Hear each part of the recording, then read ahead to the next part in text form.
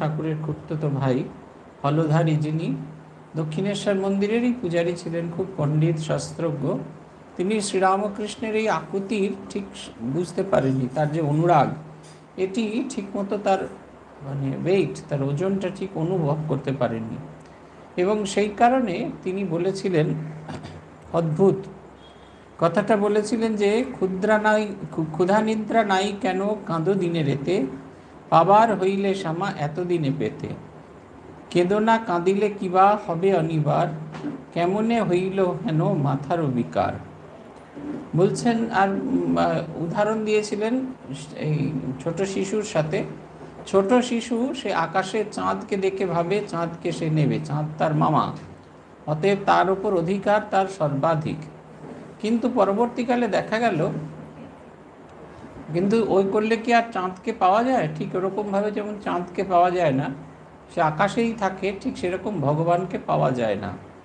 ভগবানকে পাওয়া, ভগবানকে দর্শন, এগুলো বোধহয় সঠিক কথা নয়, এটি তিনি বলেছিলেন।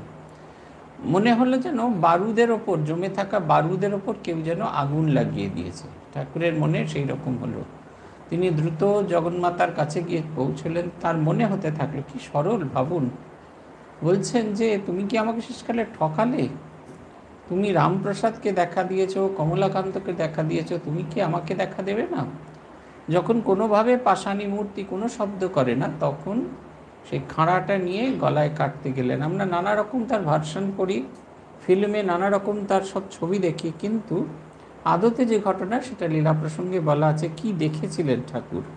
দেখেছিলেন ঘর, মন্দির, উদ্যান, যেখানে যা কিছু আছে সব যেন ঘুরতে থাকছে। ঘুরতে ঘুরতে ঘুরতে ঘুরতে সেটা যেন একটা জ্যোতির সমুদ্রে রূপান্তরিত হচ্ছে।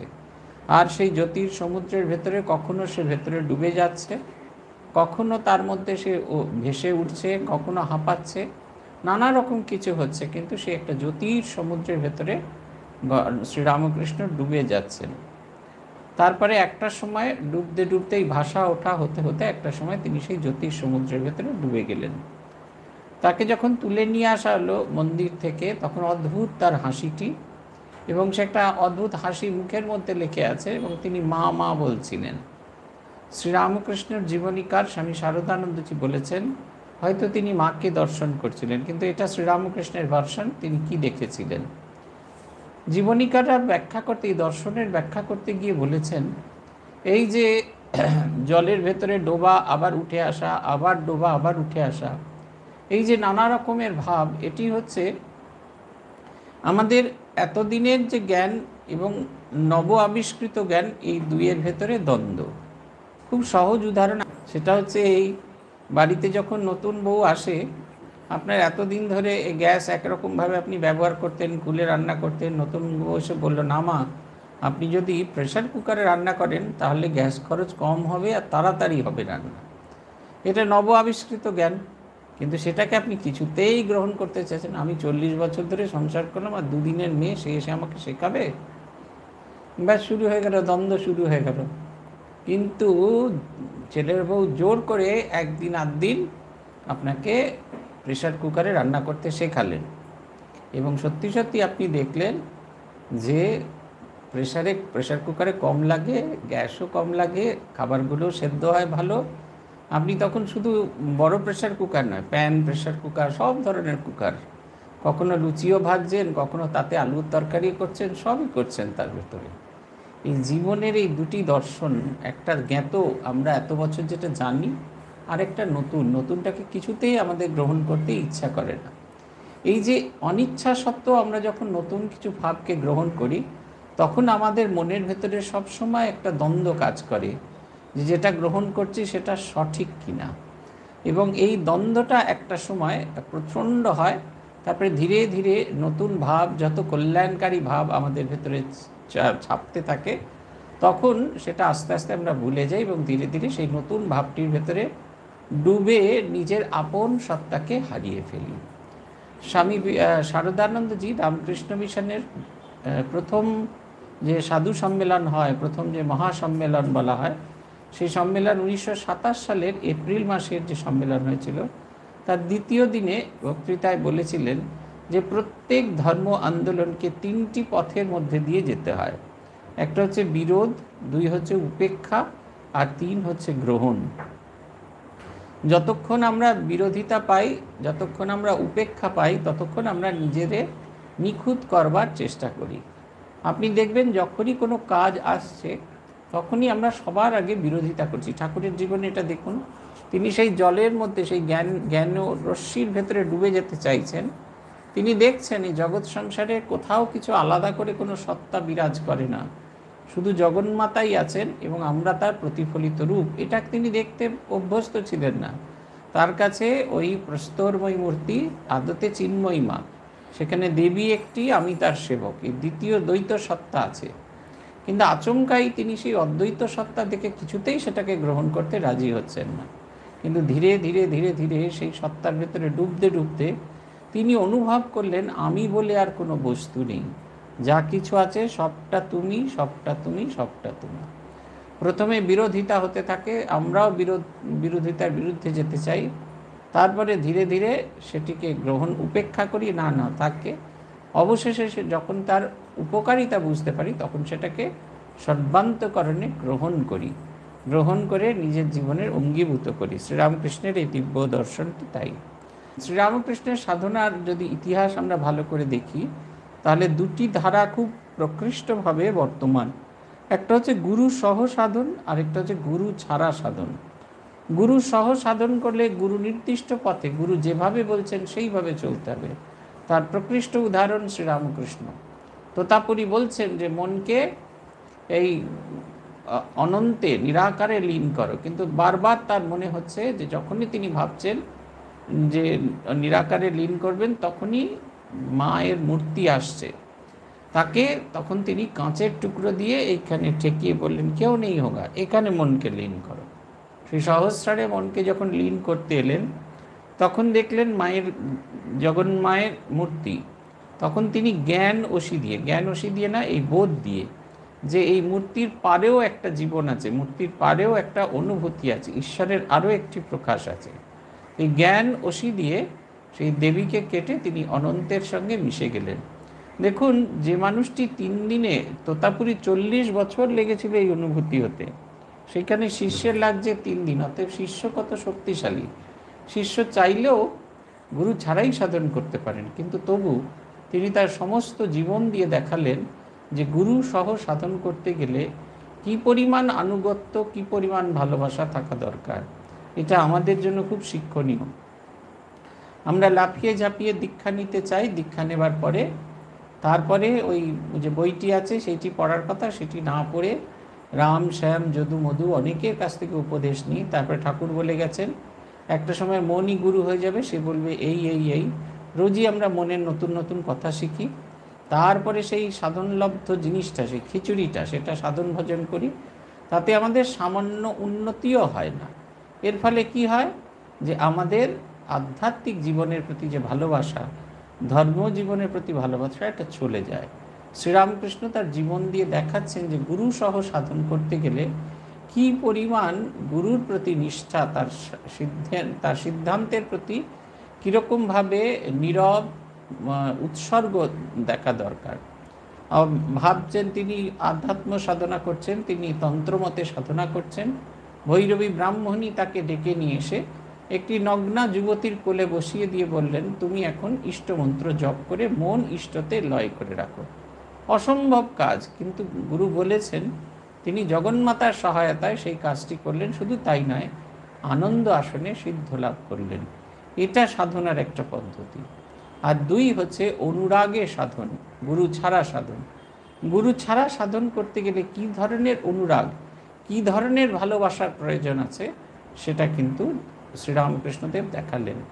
নিরন্তর তাকে খোঁজা, ঈশ্বরকে খোঁজা, তাই নিরন্তর সর্ব কাজের মধ্যে ঈশ্বরকে খোঁজা। তিনি বহু উদাহরণ দিয়েছেন, তার মধ্যে একটি সেরা উদাহরণ হচ্ছে দাঁতের ব্যথার উদাহরণ। আমাদের দাঁতে যখন ব্যথা করে তখন আমরা সব কাজ করি, কিন্তু মনটা সেই দাঁতের গোড়াতেই থেকে যায়, আর অন্য কোথাও নেই। ঠিক ওইভাবে সব কিছুর মধ্যে থেকে সব কিছু বুঝেও অথচ ভগবানে মনকে লীন করে রাখা, এটা খুব জরুরি। এবং এটা না হলে আমাদের ইষ্ট জীবন, আমাদের আধ্যাত্মিক জীবন পুষ্ট হয় না। তিনি দেখিয়ে গেলেন যে জগন্মাতা মায়ার রাজ্যকে যদি অতিক্রম না করতে পারি তাহলে কিন্তু কোনোভাবেই হবে না। উদাহরণ দিচ্ছেন, লক্ষ্মণ চলেছেন রামের পিছু পিছু, মাঝখানে দাঁড়িয়ে আছেন সীতা, মায়ার স্বরূপিণী সীতা। পূর্ণ ব্রহ্ম নারায়ণ তার চোখের সামনে দাঁড়িয়ে আছেন, কিন্তু তিনি কিছুতেই তাকে দেখতে পাচ্ছেন না। মাঝে মাঝে সীতা একটু সরে দাঁড়াচ্ছেন, আর তখনই তিনি তাকে দর্শন করছেন। এই কারণে শ্রীরামকৃষ্ণ জীবনের মাতৃ সাধনের ভূমিকাটা এই কারণে। কারণ শ্রীরামকৃষ্ণদেব আমাদের শিখিয়েছেন প্রথমে মায়ার দরজাকে উন্মুক্ত করতে হয়। মায়ার দরজা যদি উন্মুক্ত না হয় তাহলে আমরা মন প্রাণ উজাড় করে সাধন ভজন করতে পারবো না। এই কথাটা তিনি আমাদের দেখিয়েছিলেন। তাই তিনি সবার আগে এই মাতৃ সাধনা করার ব্যবস্থা করলেন। নরেনের ক্ষেত্রেও তাই। নরেন কালী মানতেন না, এমন এক পরিস্থিতি তৈরি করলেন, নরেন খানিকটা বাধ্যই হয়ে গেলেন। এবং নরেন যেদিন কালী মেনেছেন সেদিন শ্রীরামকৃষ্ণের আনন্দের অন্ত নেই। তার কারণ হচ্ছে তিনি অনুভব করতে পারলেন যে এর সিদ্ধির আর সামান্যতম দেরিটুকুও নেই। আমরা এগিয়ে যাব। প্রতিকার বলছেন যে রাগাত্মিকা ভক্তি কিংবা সেই অনুরাগ কিংবা ঈশ্বরের জন্য 16 আনা ত্যাগ। রাগ অর্থে আমরা অন্যরকম জিনিস বুঝে থাকি, আমরা অভিমান, এটাকে রাগ বলি, কিন্তু সংস্কৃতে রাগ শব্দের অর্থ হচ্ছে অনুরাগ, ভালোবাসা। ভগবানকে যদি পেতে হয়, ভগবানকে যদি চাইতে হয়, তাহলে ভালোবাসাটা খুব প্রয়োজন। ভালোবাসা না হলে কিচ্ছু হবে না, নাথিং কুড বি ডান। ভালোবাসা পেতেই হবে। বাড়িতে ফিরে এলেন, এসে শুনলেন যে আপনার গিন্নি বলছে যে ছেলেটা রেজাল্ট ভালো করেছে, ইংরেজিটা অত ভালো করতে পারিনি, ওর জন্য আরেকটা মাস্টারমশাই দরকার, ইংরেজির জন্য একজন মাস্টারমশাই দিলে ওর খুব ভালো হবে, একজন মাস্টারমশাই দিলে খুব ভালো সে করবে। আপনার কাছে যথেষ্ট টাকা নেই, আপনি কি করবেন? আপনি আবার একটা কাজের সন্ধান করেন। যে পরিমাণ পরিশ্রম করছিলেন সংসার চালাতে, তাতেই আপনার দম বেরিয়ে যাচ্ছিল, কিন্তু তবু আপনি করেন। অথবা কর্তা বললেন আমার কাছে বিশেষ টাকা পয়সা নেই, আপনি তখন সংসারের যাবতীয় খরচা এপাশ থেকে ছাঁটতে থাকলেন। তাতে আপনার কষ্ট হতে থাকলো, হয়তো একটা কাজের লোক আপনাকে ছেড়ে দিতে হলো, আপনি তার কাজটা করছেন, কিন্তু তবু করছেন। কেন করছেন? ছেলেটাকে আপনি ভালোবাসেন। ঠিক সেই রকম ঈশ্বরে যখন আমাদের ভালোবাসা হয়, তাই প্রতিকার বলছেন যে ঈশ্বরের জন্য যদি ভালোবাসা না থাকে তাহলে এই 16 আনা ত্যাগ সম্ভব নয়। আমরা 1 আনা ত্যাগ করতে চাই না, নিজের একটা পুরনো কাপড় কাউকে দিতে চাই না। আপনাদের গল্প বলেছিলাম যে চার্টার্ড ইনস্টিটিউটে গেছিলাম, সেখানকার চেয়ারম্যান সেক্রেটারি আমাদের দিয়েছিলেন তার শাশুড়ি মায়ের কাপড়, খুব দামি দামি কাপড়। আমরা যখন ছোট ছিলাম সেরকম কাপড় দেখেছি, সিল্ক টাঙ্গাইল, সেই তাঁতে দিয়ে সিল্কের ওপর ফুলিয়াতে তৈরি হয়, মোটা মোটা চওড়া চওড়া পার হয়। আমাদের দিলেন 2 ব্যাগ। আমি তো নাচতে নাচতে নিয়ে চলে এলাম যে পুরুলিয়ার মায়েদের সব দেবো। আমি তো অত বুঝি না শাড়ি, দূর থেকে দেখে মনে হয় শাড়িগুলো খুব ভালো। পরের দিন ডিপার্টমেন্ট থেকে ফোন আসছে, একটু দয়া করে আসবেন। তো গেলাম, ওরা দেখলাম সব শাড়িগুলো সাজিয়ে রেখেছেন টেবিলের ওপর। 2-4টে শাড়ি পাশে ফেলা রয়েছে, আমি ভাবছি বোধহয় খুলে ফেলেছে পাটটারগুলো। তারপরে আমাকে একটা শাড়ির পাড়ে হাত ধরিয়ে দিয়ে বলে এটা ঝাড়ুন। 1বার 2বার ঝাড়তেই পাটটা আমার হাতে আর টাঙ্গাইল ঝরে নিচে পড়ে গেল। আমার তো সবসময় বদবুদ্ধি আছে, আমি ভাবলাম যে এই কাপড়টাকে ব্যবহার করা হোক। এই যে আমরা মোটর মেকানিজমের জন্য কাপড় কিনি, হাত মোছার জন্য কাপড়টা ব্যবহার করা হোক। বলে হাতটা, এই কাপড়টা একটু মুড়ে দেখুন। কাপড়টা মুড়ে দেখতে যেরকমভাবে বালিকণা ঝরে পড়ে, ওরকমভাবে শাড়িটা ভেঙে পড়ে যাচ্ছে। এই ভদ্রমহিলা মারা গেছেন 20 বছর, আর এইগুলো ব্যবহার করেছিলেন তিনি তার যৌবনকালে। আর আমি নিয়ে আসছি 2018 সালে, 2016 সালে। ভেবে দেখুন। অথচ তিনি কিন্তু খুব খুব সদুদ্দেশ্যে দিচ্ছেন, মানুষজন পরবে। যে কাপড় আমি ব্যবহার করতে পারছি না সেই কাপড় দেব। নিজের ভালো কাপড় আমরা কিছুতেই, আমাদের অনেক অভিজ্ঞতা।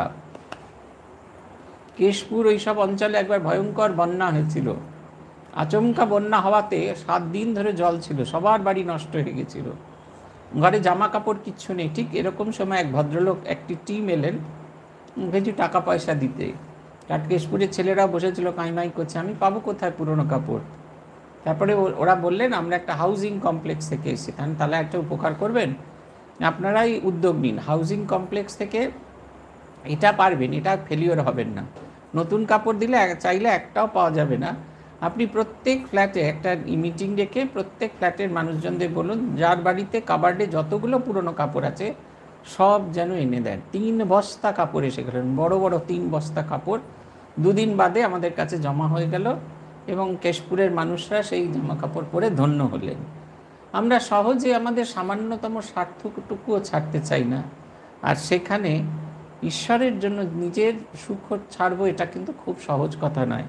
তাই বলছেন এটা একটা বড় শর্ত। এই নাহলে আমাদের অনেক সময় মনে হয় ভগবানের জন্য, তো ভগবানের জন্যই তো সব করবো বলে এসেছি, কিন্তু এত সহজ নয়। মুখে বলাটা খুব সহজ, কিন্তু সেটা যখন কাজে রূপান্তরিত করার সময় আসে তখন সেটা কাজে রূপান্তরিত করাটা এতটা সহজ হয় না। বলছেন অচল অটল সম গুরু অভিমান, যাবতীয় দ্বন্দ্বভাব অভিজ্ঞানে জ্ঞান। আরেকটা জিনিস কি হয় যে আমি কি কিছু কম? ভগবান তো আমার বাবার চাকর, আসবে, হ্যাঁ হাই করবে, আমি ডাকবো, আমার সাথে এসে দেখা করবে, চা খাবে, চলে যাবে। আমি কিছু কম নই, আমি কিছু কম নেই, হাম কিসি সে কম নেই। কিন্তু সিনেমা নেই, আমাদের জীবনের একটা গল্প। যতই করি না কেন, আমি কিছু কম, আমাকে এরকম করলো, আমার দিকে ভালো করে ফিরে তাকালো না। দেখবেন, আমি বলছি না এটা খারাপ জিনিস, আসে, আমারও আসে, আমি অন্যদের কথা বলছি না তো, আমারও আসে। যখন ট্রেনে গুঁতো মেরে বসিয়ে দেয় পাশে কোনো রকমে সেই ইঁদুর ছানার মতো বসে থাকে এত বড় চেহারা নিয়ে, তখন তো খারাপ লাগে, আরে আমি সন্ন্যাসী, আমাকে একটু সম্মান করলো না। এই হচ্ছে আত্ম অভিমান। বলছেন ভগবানের যাওয়ার পথে কি কি বাধা, কিন্তু ভগবানের প্রতি ভালোবাসা যখন হয় তখন এই বাধাগুলো তৃণসম।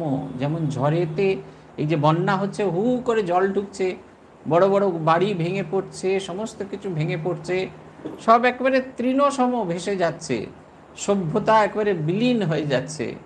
ঠিক সেই রকম ভগবানের প্রতি অনুরাগ এলে এই সমস্ত অভিমান, সমস্ত বাধা, যা দিয়ে আমরা ঈশ্বরের সাথে মুক্ত হতে পারি না, যার সাথে আমরা ঈশ্বরের সাথে যুক্ত হতে পারি না, সেই বাধাগুলোকে আমরা সহজে অতিক্রম করতে পারি। শারীরিক মানসিক যত সংস্কার, বাসনা কল্পনা আদি বাহ্যিক ব্যাপার, ঘৃণা লজ্জা ভয় আর জাতিকুল মান, সকলের প্রিয় দেহ প্রাণেরও সমান, তৃণসম ভাসাইয়া লয়ে যায় বেগে, এই ধর্ম মর্ম বুঝো বহে অনুরাগে। বলছেন শারীরিক মানসিক যত সংস্কার, শরীরের আমি হচ্ছে দেখতে সুন্দর, আমি নিজে ভূতের মতো কালো, আমি হাড়ে হাড়ে জানি যে ফর্সা লোকেদের কীরকম একটা, ভূতের মতো কালো লোকেদের প্রতি একটা কীরকম একটা অসুয়া দৃষ্টি আছে, সেটা আমি হাড়ে হাড়ে জানি। এই এত বুড়ো হয়ে গেলাম এখনও সে তার শিকার। আর সে তো যারা সাউথ আফ্রিকায় আছে তারা যে কী শিকার হয় সে তো আমরা হাড়ে হাড়ে জানি। আমায় দেখতে সুন্দর, আরে এই সৌন্দর্য থাকবে না, যতই সৌন্দর্য থাকুক, যতই 36, 22, 36 থাকুক, এটা থাকবে না, কোনো মতেই থাকবে না। চামড়া গুটোবেই, যত ইঞ্জেকশন দিই না কেন চামড়া গুটোবেই একটা সময়। এখন যদি নাও গোটায়, যখন কাঠের ওপর শোয়াবো একবারে মুহূর্তের মধ্যে গুটিয়ে যাবে। কিন্তু তবু মনে করি আমি কি কম? আমাকে দেখতে সুন্দর, আমি কেন ওদের সাথে মিশবো? ছোট লোক সব। আর কি, আমি উচ্চ বর্ণের, আমি ও নিম্ন বর্ণের, এই একটি বাধা। আমি উচ্চশিক্ষিত, আমি মধ্যশিক্ষিত বা অশিক্ষিত, এইটা একটা বাধা, আমরা অন্যের সাথে মিশে যেতে পারি না। এই সমস্ত বাধা, এইগুলো কিন্তু ঈশ্বরের কাছে যেতে আমাদের সমস্যা দেখা দেয়। আমাদের দেখবেন দীক্ষার সময় একটা ভারী সুন্দর কথা বলেছে যখন অন্যান্য মন্দিরে যাবে সেখানে গিয়ে ভাববে আমার ইষ্টই এই রূপ ধারণ করে এসেছে। এটা দুটো জিনিস হয়, একটা হচ্ছে ইষ্ট নিষ্ঠা, নিজের ইষ্টের প্রতি যে ভালোবাসা, যে নিষ্ঠা, সেটাকে যেমন অটুট রাখে, একই সঙ্গে অন্য যে দেবতা তাদের প্রতি আমাদের অশ্রদ্ধার ভাব প্রকাশ হয় না। কিন্তু যদি জমাদারদের মন্দিরে গিয়ে বলি এদের আর ঠাকুর, জমাদারদের ঠাকুর, আমাদের কিরকম শঙ্খচক্র গদা পদ্ম দাঁড়িয়ে আছে, সেখানে মাতা নয়, এখানে কি মাতা নয়, ওই এখানে ভগবান নেই। এই যে আমি উচ্চ জাতির এ নিম্ন জাতির, তাহলে কিন্তু কখনোই কিছুতেই কিছু হবে না।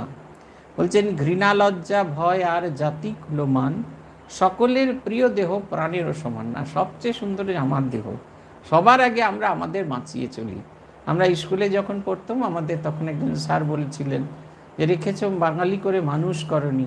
বাঙালি মায়েরা ছেলেদের বলে ডবল ব্লেডে দাড়ি কামাচ্ছে, মচু তুই খা, ক্ষীর খা, ননি খা, দুধ খা, ওই পাশের বাড়ির খেঁদা সে যাক ক্রিকেট খেলা খেলতে, পাশের বাড়ির ওই ভোঁদা সে যাক রিলিফ করতে, তুই যেমন আছিস মাছের মুড়ো দিয়ে ভাত খা। তো তুই যদি নষ্ট হয়ে যাস তাহলে জগৎকে কে উদ্ধার করবে? এই সবচেয়ে প্রিয় আমাদের শরীর, আমরা সবসময় ভাবি এটা টসকে যাবে, নষ্ট হয়ে যাবে, এমনিতেই যাবে, আমি যদি কোনো কাজ না করি এমনিতেই যাবে, কুমড়োকটা বট্টাকুটুকু হয়ে থাকবো।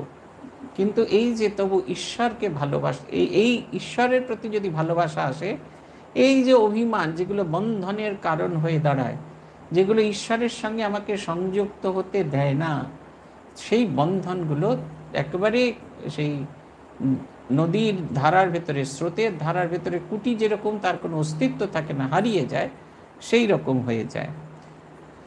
কিন্তু এই বেগ সহ্য করাটা খুব কঠিন হয়ে পড়ে, ঈশ্বরীয় বেগ সহ্য করা খুব কঠিন। আরেকটি কষান শ্রীরামকৃষ্ণদেব দিচ্ছেন। পুথিকার বলছেন, হৃদয়ে বেদনা গাত্র দাহেরও জ্বালায়, লুটাপুটি খান জান ভূমে ধুলায় কাদায়, কোমল গায়ের চর্ম কত যায় কাটা, বাঁধিল মাথার চুলে দীর্ঘ দীর্ঘ চাটা, দেহ ভ্রম বাহ্যহারা দেহ গোটা জ্বর।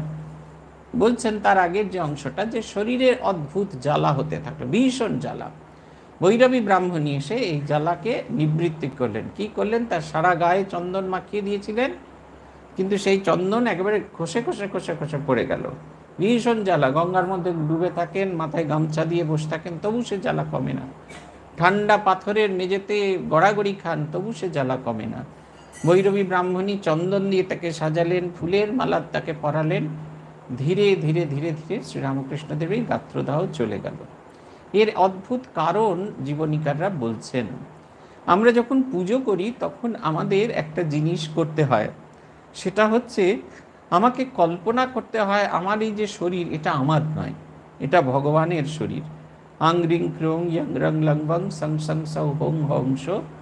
অমুক দেবতা, যদি শ্রীরামকৃষ্ণের পুজো করি, শ্রীরামকৃষ্ণ দেবতায়া প্রাণা ইহ প্রাণা, শ্রীরামকৃষ্ণ দেবতায়া জীব ইহ স্থিত, শ্রীরামকৃষ্ণ দেবতায়া সর্বেন্দ্রিয়ানি, শ্রীরামকৃষ্ণ দেবতায়া বাং মনশ্চক্ষুত্বক শ্রোত্রঘ্রাণ প্রাণা, ইহাগত্য সুখম চিরম তিষ্ঠন্তু স্বাহা।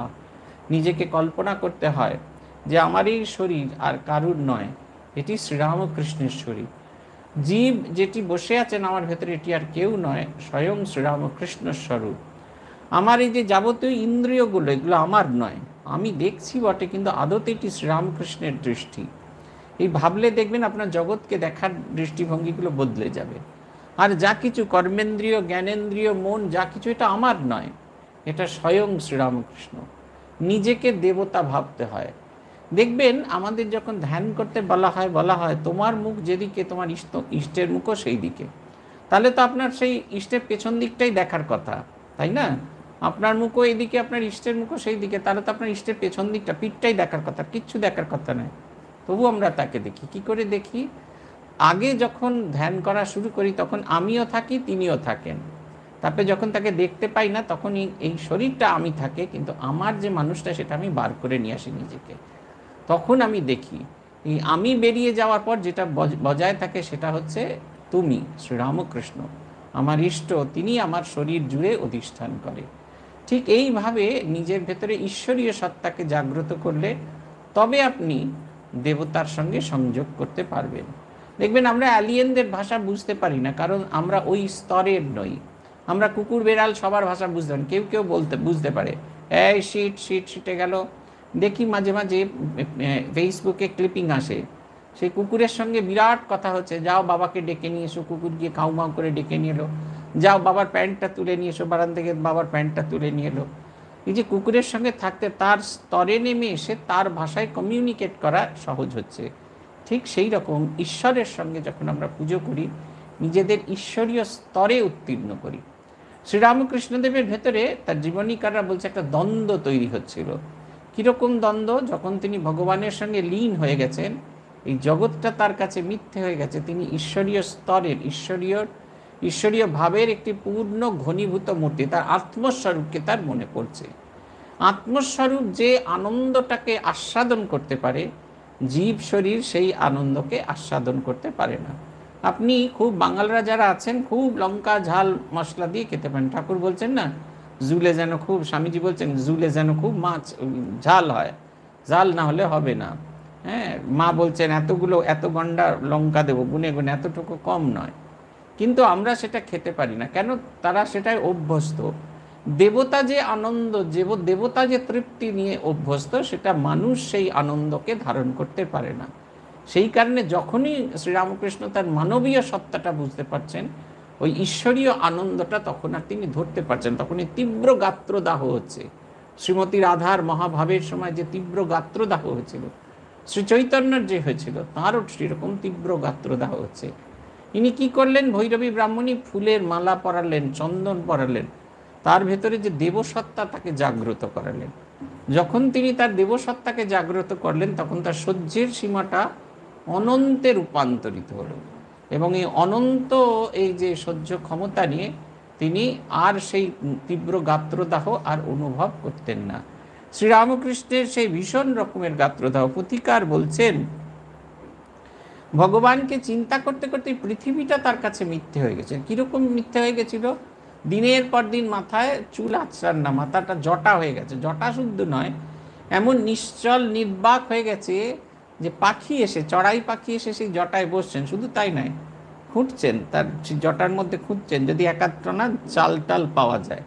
সে ভাবছে এটা একটা নিশ্চল জিনিস। ভেবে দেখুন, আমাদের তো একটা সামনে ওই দূর দিয়ে আরশোলা গেলে তো আমাদের যেরকম দেখি মায়েরা, বাবারা, মায়েরা কেন বাবারাও করে, যেরকম ডিস্কো ডান্স করতে থাকে, দূর দিয়ে একটা আরশোলা যাচ্ছে, আরশোলা আরশোলা করতে করতে, সেখানে ভেবে দেখুন একটা গোটা পাখি মাথায় এসে বসছে, সে খুঁটে খুঁটে খুঁটে খুঁটে চাল বার করার চেষ্টা করছে, অথচ তিনি বুঝতেই পারছেন না তার মন এই জগতের বাইরে চলে গেছে। এগুলো কিন্তু খুঁটিয়ে খুঁটিয়ে ভাবতে হবে। ব্যক্তি শ্রীরামকৃষ্ণকে যদি আমরা খুব ভালো করে না জানি, তাহলে কিন্তু তার সঙ্গে একটা মানসিক সম্বন্ধ আমাদের কখনো তৈরি হবে না।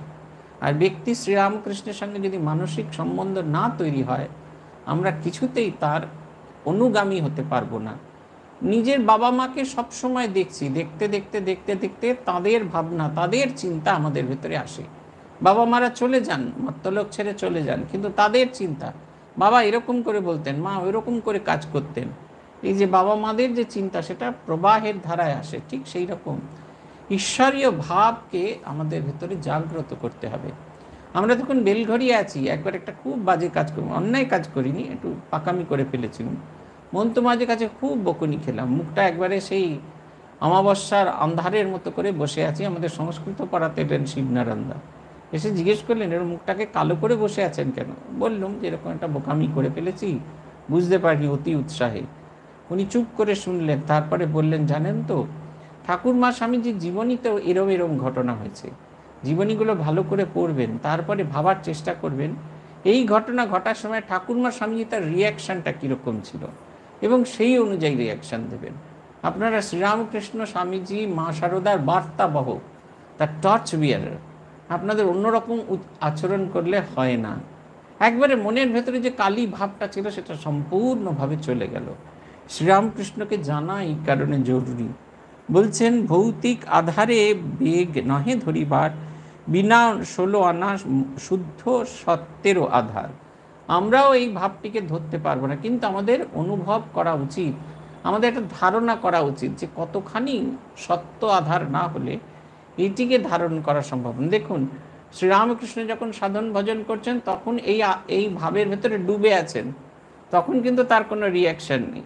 কিন্তু যেই তিনি মানবীয় রূপ ধারণ করছেন, সাধারণ এই জগতের মানুষের রূপ ধারণ করছেন, তখন এই যে বেদনা, এই যে কষ্টটা আনবিয়ারেবল হয়ে যাচ্ছে, তিনি আর রাখতে পারছেন না, তার এত কষ্ট হচ্ছে। ঈশ্বরকে পাচ্ছি না, এই যে কষ্ট, তার প্রতি যে ভালোবাসা, তার সাথে মিলেমিশে একাকার হয়ে যেতে পারছি না, এই যে কষ্ট, এটা আনবিয়ারেবল, একেবারে ধরে রাখতে পারছেন না। আর তাই তার ভেতরে এই কষ্ট, তারই প্রকাশ হচ্ছে। পুথিকার বলছেন, অবতার সেইখানে মহাভাব দেখা, অবতার সেইখানে মহাভাব জেতা, জয় প্রভু রামকৃষ্ণ ভাবের বিধাতা।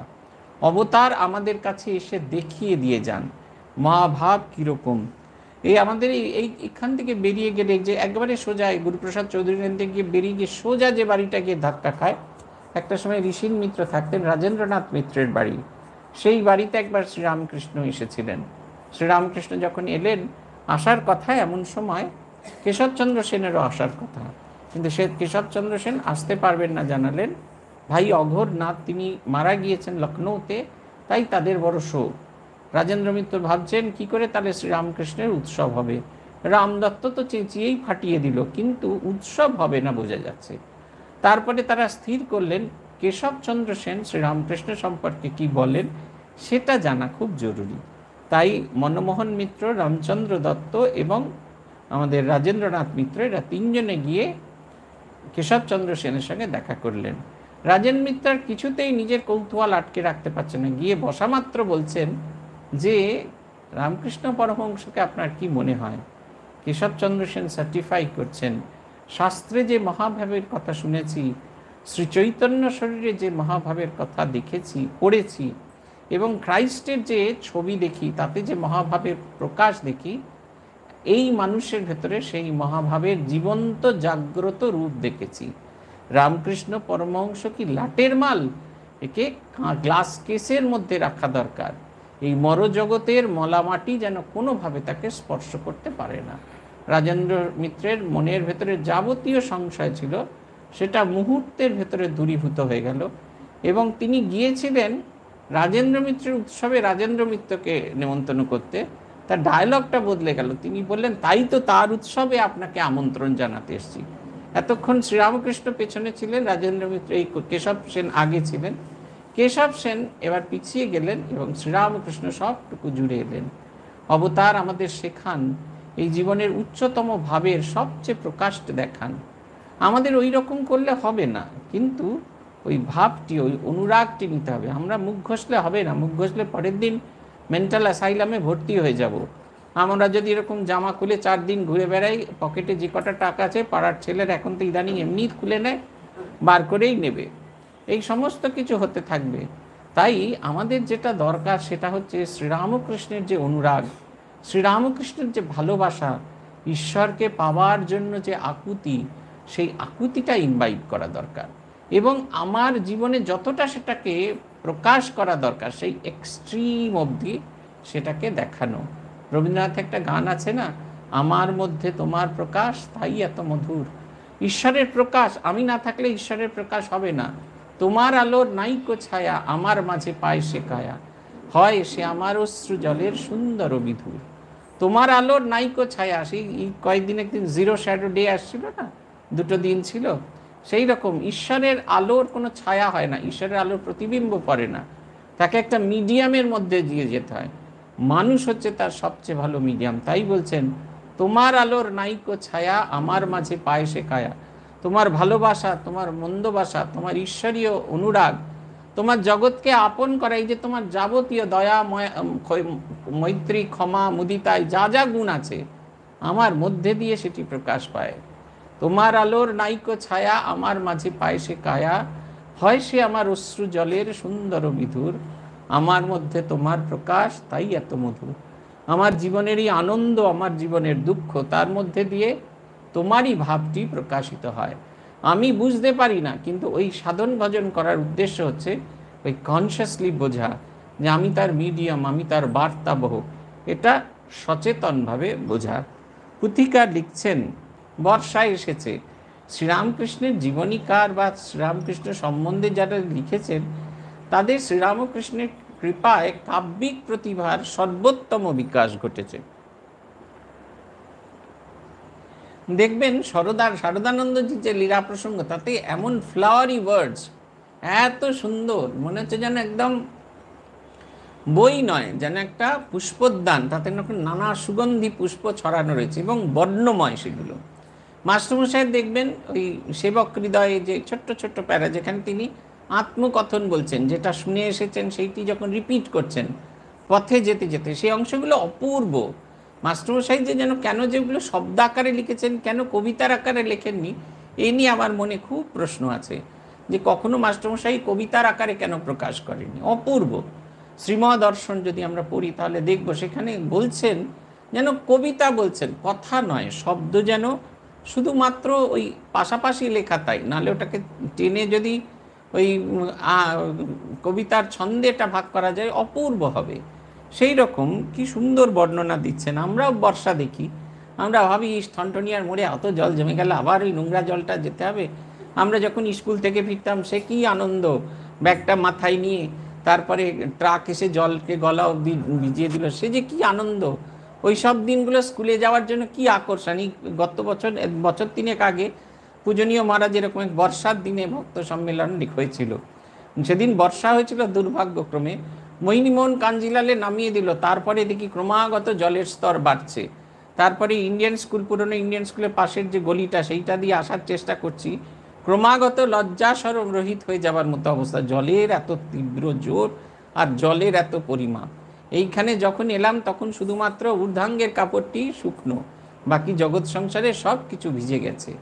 আমরা তো এইভাবেই দেখি, আমাদের এরকম দেখার দৃষ্টি নেই। কি সুন্দর লিখছেন, বলছেন আইল বরষা ধরি ভীষণ আকার, মেঘে ঢাকে রবিকর দিন অন্ধকার। মেঘাচ্ছন্ন আকাশ বোঝাতে চাইছেন, বলছেন এমন মেঘ করেছে, সূর্য আছে কিন্তু তাকে আর দেখা যাচ্ছে না। কি সুন্দর বর্ণনা।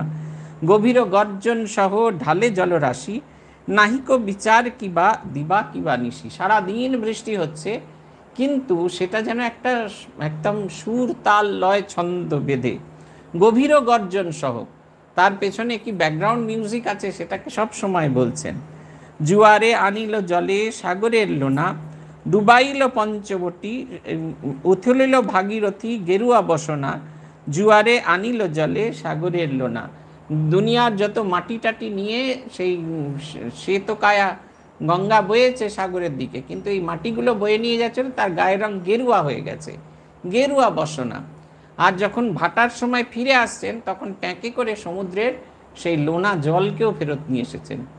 আমরা কল্পনা করতে পারি না এখনকার পঞ্চবটী। আপনারা দেখবেন বিরজানন্দজি মহারাজের একটা ছবি আছে, পঞ্চবটিতে বসে আছেন, দেখবেন অনেকগুলো সিঁড়ি, গোটা 5 সিঁড়ি আছে, তার একটি সিঁড়িতে বসে আছেন। এখন গিয়ে দেখলে দেখবেন 2 মাত্র সিঁড়ি আছে, বাকি সব জায়গাটাকে একেবারে সুন্দর করে প্লেন করে দেওয়া হয়েছে। ওটা খোঁদলের মতো একটা জায়গা ছিল, ফলে গঙ্গার জল এসে ওর ভেতরে ঢুকে যেত, আর সেই জল আর বার করা যেত না, পরবর্তী জোয়ার আসার অপেক্ষা করা হতো, তবে বেরোতো। ঠাকুর তো ওই ভাব সমাধিতে পড়ে থাকতেন, আর পেটের ভেতরে সেই লোনা জল ঢুকে ঢুকে ঢুকে ঢুকে তার পেট খুব খারাপ হয়ে গেল। আত্মীয় স্বজন বড় চিন্তিত হয়ে পড়লেন, তাকে সঙ্গে করে নিয়ে গেলেন। দেশের মিঠা জল, আত্মীয়দের ভালোবাসা আর দেশের ভালো খাবার খেয়ে ধীরে ধীরে তিনি সুস্থ হয়ে গেলেন। টিকার বলছেন তিনি ফিরে এলেন, যেই সুস্থ হয়ে গেলেন গ্রামের লোকজনদের সঙ্গে সেই রকম ভালোবাসা, সেই রকম প্রেম চলছে। তাকে দেখে বোঝা যেত না। ঠাকুরের নিজের কথাতেই আছে, যখন আমি আঁশজল ছড়িয়ে দিতাম, যখন তিনি মজা করতেন ছেলেপুলের সঙ্গে, কীরকম প্রতিকার বর্ণনা করেছেন যে সবচেয়ে খারাপ, যে খুব স্ল্যাং ব্যবহার করে, তার চেয়েও খারাপ স্ল্যাং শ্রীরামকৃষ্ণদেব ব্যবহার করতেন, এবং এত মজা করতেন তিনি। ব্রহ্মানন্দজির বর্ণনায় আছে, তারা হেসে কুটোপুটি খাচ্ছে, থামতে বলছেন ঠাকুরকে, থামতে, এত পেটে ব্যথা হয়ে যাচ্ছে, এত মজা। স্বাভাবিক মানুষ, সকলের সঙ্গে, নালে ওই রকম রস থাকে।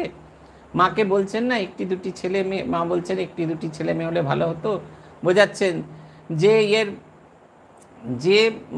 ছেলের অন্নপ্রাশনে গোট লাগিয়ে, কোমরে গোট লাগিয়ে নাচ গানা করবে, আবার সেই ছেলে মরে গেলে সেই কোমর ভুঁইয়ে ফেলে কাঁদতে হবে। দেখুন এই এতখানি এক্সটেন্ট অবধি আমরা ভাবতেই পারি না। আমাদের তো মনে হয় শ্রীরামকৃষ্ণ সবসময় এরকম করে আছে, মানে জগতের কোনো কিছু যেন তার কাছে ছোঁয় না। সেই মানুষ এই জাগতিক কথা বলছেন, সেটা কত সহজ সরল বলছেন, যে শ্রীরামকৃষ্ণর জীবনে এটা দেখবার জিনিস, সেটা হচ্ছে কখনো কিছু ইম্পোজড নয়। আমরা সাধক মানেই হচ্ছে না কোনো দিকে তাকাবো না, ওরে বাবা জগৎকে তাকালে যদি জগৎ আমাকে খেয়ে ফেলবে না, আমি জগৎকে খেয়ে ফেলবো। কিন্তু আমাদের দৃষ্টি যদি ঈশ্বরে নিবদ্ধ হয়, তাহলে জগতের কোনো কিছুই আমাকে ছোবে না, কোনো কিছুই আমাকে স্পর্শ করবে না।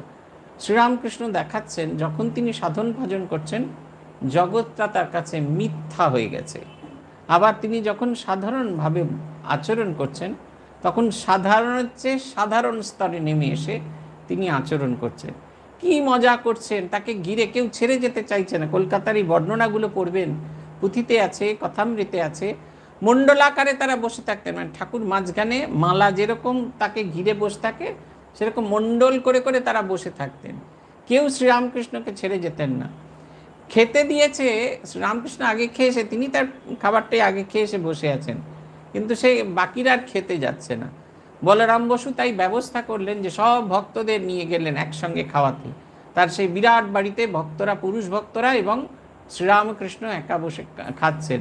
সে খাচ্ছেন আর আনন্দ করছেন আর মজা করছেন। কেউ সামান্যতম সময় চোখের পলক যে পড়বে সেইটুকু পলকও তারা শ্রীরামকৃষ্ণকে ছেড়ে থাকতে চাইছে না। তিনি ফিরে এলেন, সবাই দেখলেন গদাই তারই মতো, কিন্তু কীরকম যেন সন্ধে হয়ে গেলে কীরকম হয়ে যায়। তারপরে আস্তে আস্তে গদাই তার স্বরূপটি খুললেন, ধীরে ধীরে শ্মশানে গিয়ে সাধন ভজন করা শুরু করলেন। সে শ্মশান এখনও আছে, সেখানে বসে তিনি সাধন ভজন করলেন। সেই মিষ্টি নিয়ে যান, হাঁড়ি হাঁড়ি মিষ্টি যান, প্রেতদের সব দেয়, ভূত বলি দেয়, সেগুলো তারা গ্রহণ করে। সবাই শুনেছে, তাই দিনের বেলায় গদায়, রাত্রিবেলা সন্ধেবেলায় গদায়ের কাছে তারা কেউ আসে না, কিন্তু দিনের বেলা যায়। আমাদের তো বাঙালিদের অভ্যাস আছে, বাজার যাচ্ছ, হাতে ব্যাগ নিয়ে বাজার যাচ্ছি, বাজার যাচ্ছ, পিঠে স্কুল ব্যাগ নিয়ে স্কুল যা, কিরে স্কুল যাচ্ছিস, এটা আমাদের জিজ্ঞেস করা অভ্যাস। সেই গদাই জব ধ্যান করছেন, কি জব ধ্যান করছো? তিনি দেখলেন বড় কষ্ট ওইসব মানুষজনদের জন্য, তিনি ছেড়ে চলে গেলেন আরও দূরে বুধুই মোড়লে, গভীর সাধনায় মগ্ন হয়ে গেলেন। এই জগতের যাবতীয় কোনো কিছু তার সামান্যতম এতটুকু পাওয়া যাচ্ছেন, সামান্যতম স্পর্শ তাকে লাগছে না। শ্রীরামকৃষ্ণ সম্পর্কে বলা হয়, যখন তাকে চাকরি থেকে ছাড়িয়ে দেওয়া হলো, পেনশন দেওয়া হলো, ঠাকুরের ভাষায় তিনি পেনশিল খেতে শুরু করলেন, তখন মনে হয়েছিল যে শ্রীরামকৃষ্ণ বোধহয় আর অত সাধন ভজন করবে না।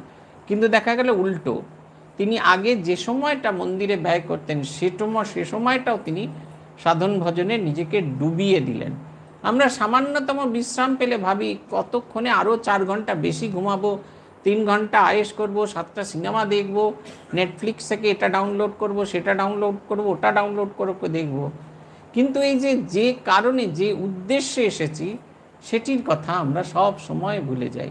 যে যতটুকু সময় পেয়েছি সৃষ্টিশীল কাজে, নিজেকে এনরিচ করার কাজে আমরা লাগাই। আমাদের একজন সাধু ছিলেন, এখন শরীর চলে গেছেন, গোপেশানন্দজি মহারাজ। বেলঘরিয়া স্টুডেন্টস হোমে আমাদের সাথে এক মাস থাকতে এসেছিলেন। 1 মাস তার কোনো কাজ নেই। আমি ভাবছি যে এত মানুষটা এত কাজ করেন, কি করে কাটাবেন? 1 মাসের মধ্যে গোটা বঙ্কিম রচনাগুলি পড়ে ফেললেন।